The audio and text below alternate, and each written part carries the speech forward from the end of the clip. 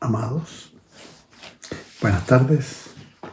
Esta es la última clase de esta tercera serie de epístolas fundacionales.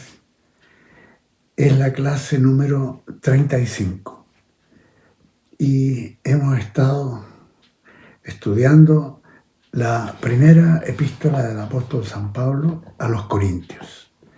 Y hoy día vemos el capítulo 16, que es el último capítulo de Primera de Corintios. Oremos para esta clase.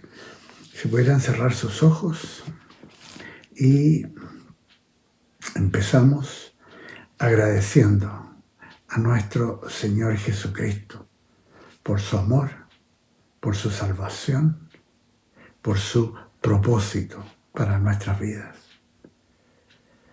Y nos ponemos en las manos del Espíritu Santo para que nos guíe, nos dé entendimiento y revelación de la palabra de Dios. Y todo esto con un corazón agradecido. Gracias, Señor. Amén. Amén. Empezamos entonces a ver hoy día Primera de Corintios 16 y leemos los primeros versículos.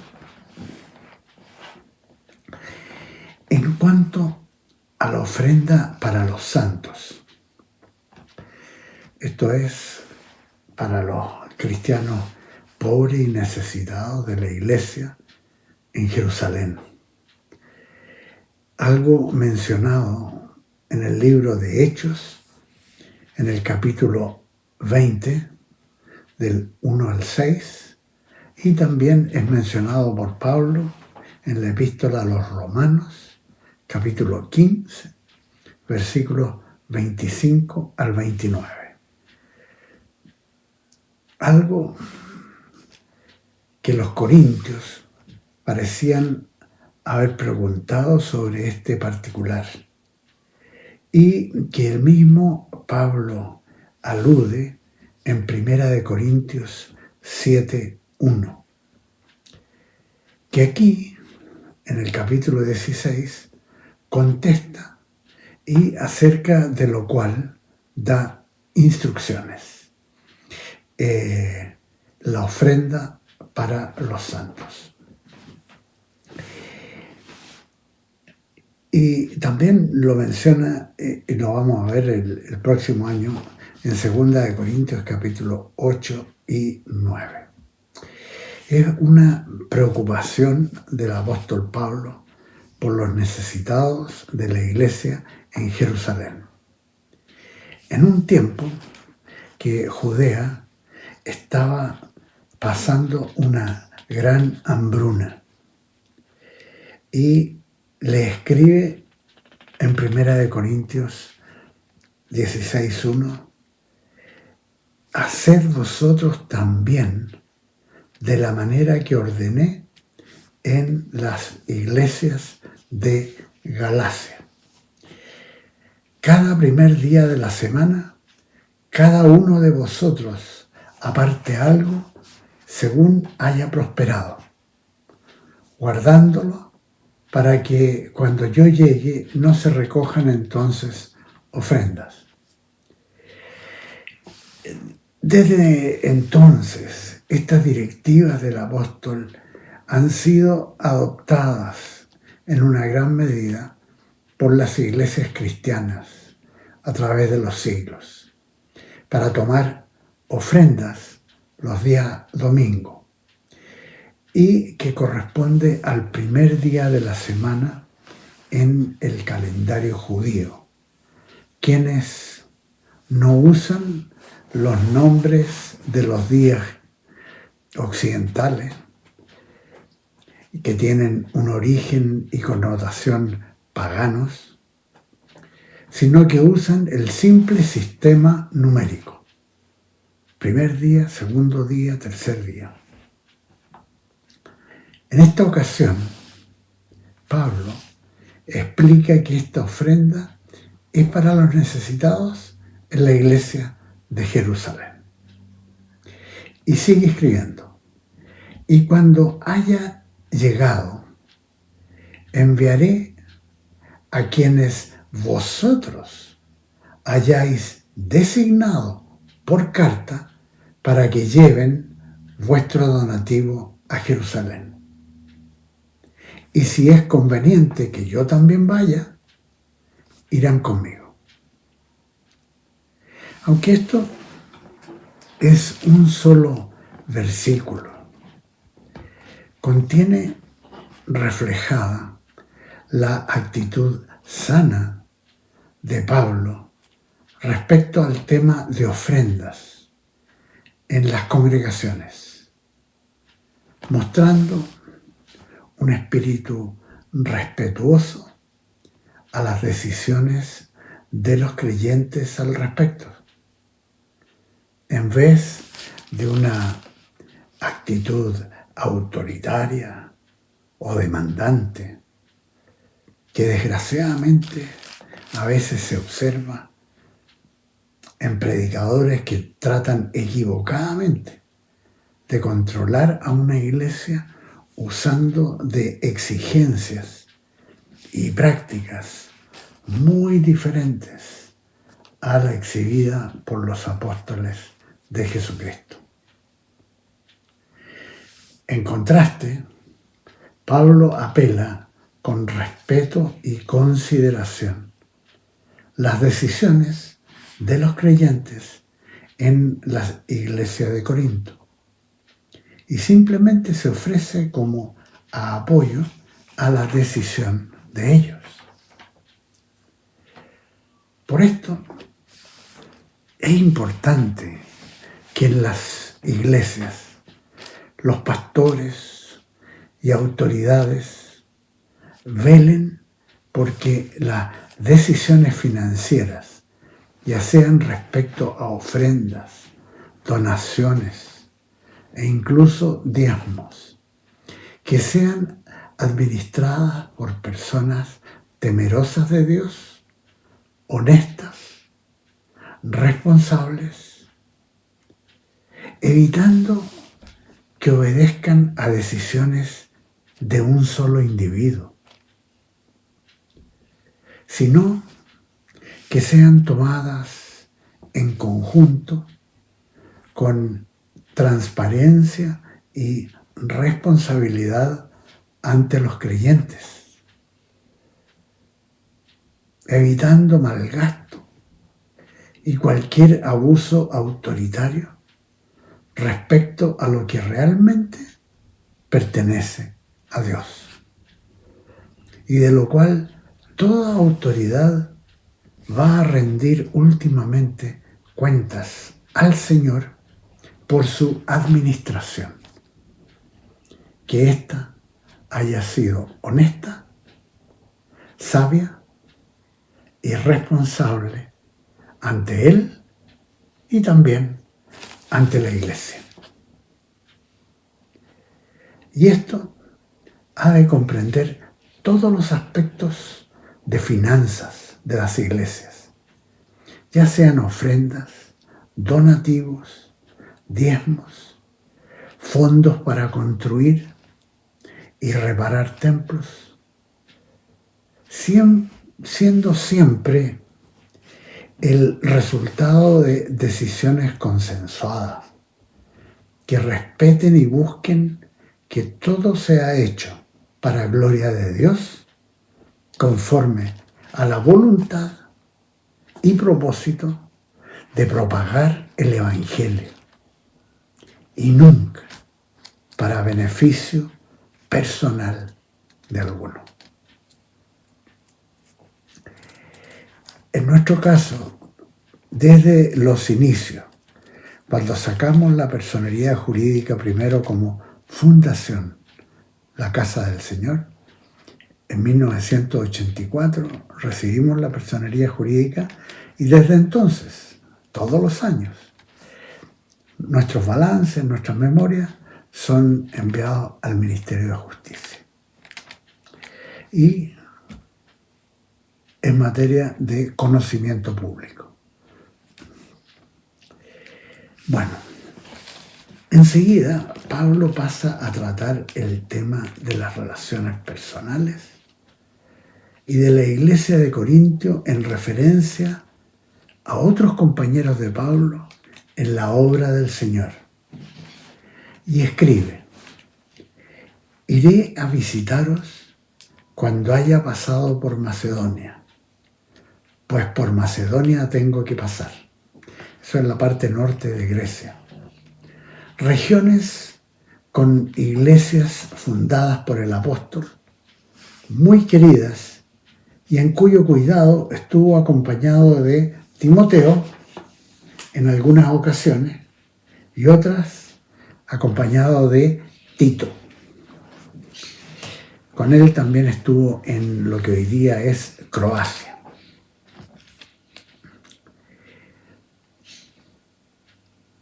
Y que también regiones que se beneficiaron del ministerio de Apolos, ese gran evangelista del siglo I. Y escribe Pablo a partir del versículo 6.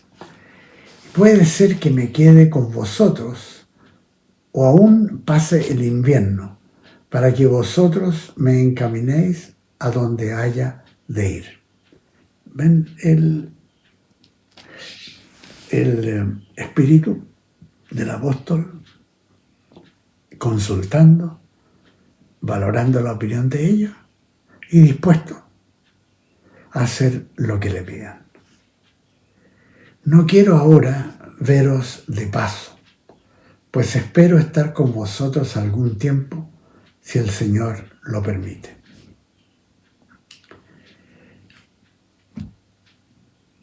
Nuevamente vemos aflorar la actitud de un corazón humilde del apóstol, no imponiéndose, sino estando dispuesto a ser encaminado por ellos, reflejando el carácter y el sentir de un verdadero siervo de Jesucristo. Y escribe en el versículo 8: pero estaré en Éfeso hasta Pentecostés, porque se me ha abierto una puerta grande y eficaz, aunque muchos son los adversarios. Al hacer mención a Éfeso, cuya iglesia Pablo fundó, de la cual después puso como pastor a su discípulo Timoteo, y que fue la iglesia madre para todas las iglesias mencionadas por Juan en el libro de Apocalipsis, en el capítulo 2 y 3. Y que años más tarde sería pastoreada precisamente por el apóstol Juan. Si Éfeso fue un lugar difícil para el apóstol, muchos fueron los adversarios.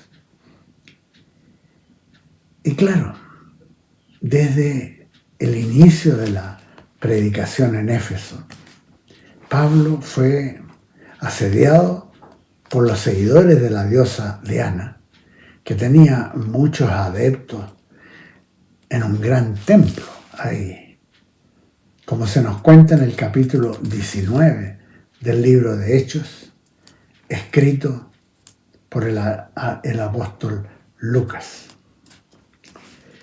Bueno, seguimos con el versículo 10. Si llega Timoteo, procurad que esté con vosotros con tranquilidad, porque él hace la obra del Señor lo mismo que yo. Por tanto, nadie lo tenga en poco, sino encaminadlo en paz, para que venga a mí, porque lo espero con los hermanos. Aquí aparece mencionado este fiel converso y discípulo fiel del apóstol Pablo, originalmente de Listra. Este joven Timoteo, por varios años, hizo la función de evangelista. fue siempre cercano, muy cercano a Pablo.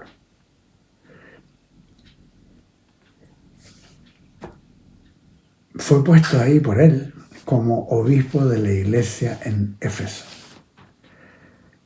Y eventualmente Timoteo fue martirizado bajo el perverso emperador romano Domitiano.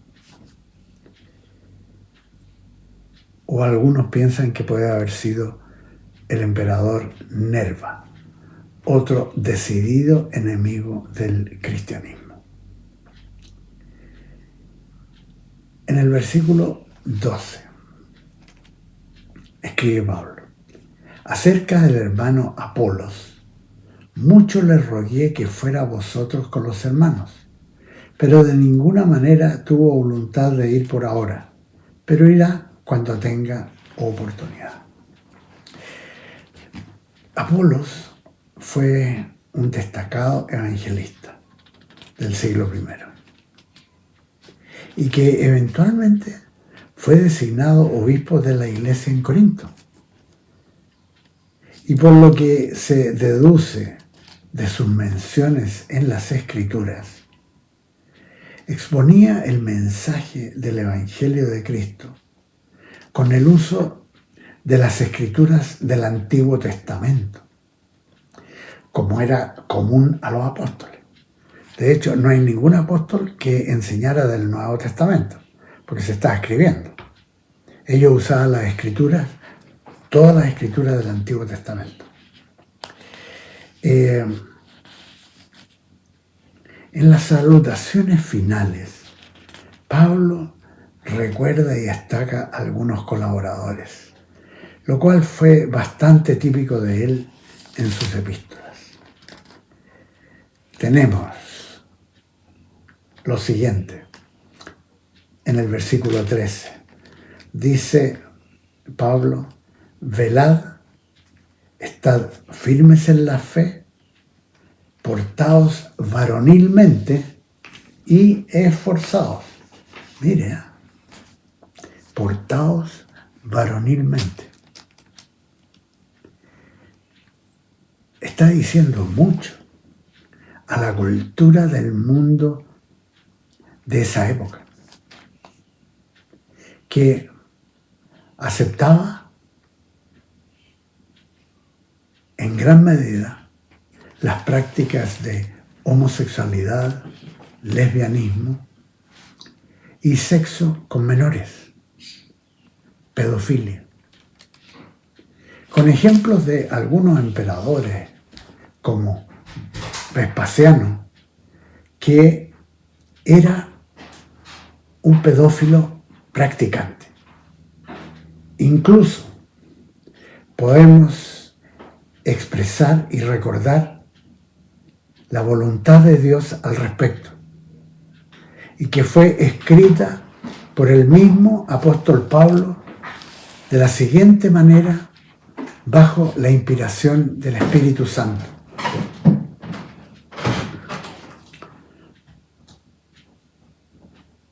¿No sabéis que los injustos no heredarán el reino de Dios? No os engañéis, ni los fornicarios, ni los idólatras, ni los adúlteros, ni los afeminados, ni los homosexuales, ni los ladrones, ni los avaros, ni los borrachos, ni los maldicientes, ni los estafadores heredarán el reino de Dios. Eso aparece en 1 Corintios 6, versículos 9 y 10. Bueno, sigamos leyendo el capítulo 16, el versículo 14. Todas vuestras cosas sean hechas con amor. Claro, está hablando del amor de Dios, el amor que él cita en 1 Corintios 3, el amor ágape. Hermanos, ya sabéis que la familia de Estéfanas es las primicias de Acaya y que ellos se han dedicado al servicio a los santos. Aquí comienza a mencionar a quienes el mismo apóstol había bautizado y que fuesen sus primeros convertidos en Grecia. Y escribe: os ruego que os sujetéis a personas como ellos y a todos los que ayudan y trabajan. Me regocijo en la venida de Estéfanas, de Fortunato y Acaico, pues ellos han cumplido vuestra ausencia, porque confortaron mi espíritu y el vuestro. Reconoced, pues, a tales personas. Las iglesias de Asia os saludan. Aquila y Priscila, con la iglesia que está en su casa, os saludan mucho en el Señor. Las iglesias de la provincia romana de Asia, la Turquía moderna, comprendía las iglesias de Éfeso, la capital de la provincia, y las iglesias mencionadas por Juan en el libro de Apocalipsis, capítulos 2 y 3. Por otra parte, menciona a este matrimonio tan querido por Pablo, convertidos suyos, judíos como él, mencionando que no solo ambos comparten el pastorado, sino que la iglesia funciona en la casa de ellos, lo cual fue la norma hasta el siglo IV, con la irrupción nefasta del emperador Constantino y su intromisión, que significó un verdadero desastre al cristianismo apostólico de la iglesia primitiva. Aquila y Priscila, los pastores mencionados, ya habían participado en enseñar a Apolos el Evangelio completo, incluido el bautismo con el Espíritu Santo, como menciona Lucas en el libro de Hechos, capítulo 19, versículo 26. Este matrimonio fue muy querido del apóstol Pablo. Seguimos con 1 Corintios 16, versículo 20. Os saludan todos los hermanos. Saludaos los unos a los otros con beso santo. Yo, Pablo, os escribo esta salutación de mi propia mano. Claro, probablemente toda la carta la ha escrito alguien a la cual el apóstol le ha ido dictando, pero esta parte él la hace de su propia mano. El que no ama al Señor Jesucristo sea anatema. El Señor viene. ¡Wow! El que predica otro evangelio sea anatema. Y el que no ama al Señor Jesucristo sea anatema. El Señor viene. Eso que lo tenía tan presente la iglesia primitiva, el apóstol Pablo, de que el Señor venía en cualquier momento. Que es lo mismo que creemos nosotros en el siglo XXI. Versículo 23. La gracia del Señor Jesucristo esté con vosotros. Mi amor en Cristo Jesús esté con todos vosotros. Amén. Así termina el apóstol Pablo su epístola tan importante a la iglesia en Corinto. Y así terminamos nosotros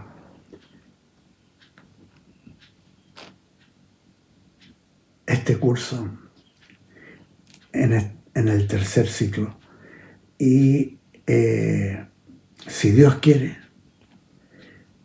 seguiremos en marzo del 2025 con la segunda epístola del apóstol San Pablo a los Corintios. Amados, ha sido precioso poder compartir con ustedes. Que el Señor los bendiga. Y si Dios quiere, o nos vemos en marzo del próximo año, o lo que sería mejor, nos vemos arriba, si el Señor viene. Amados, amén y amén.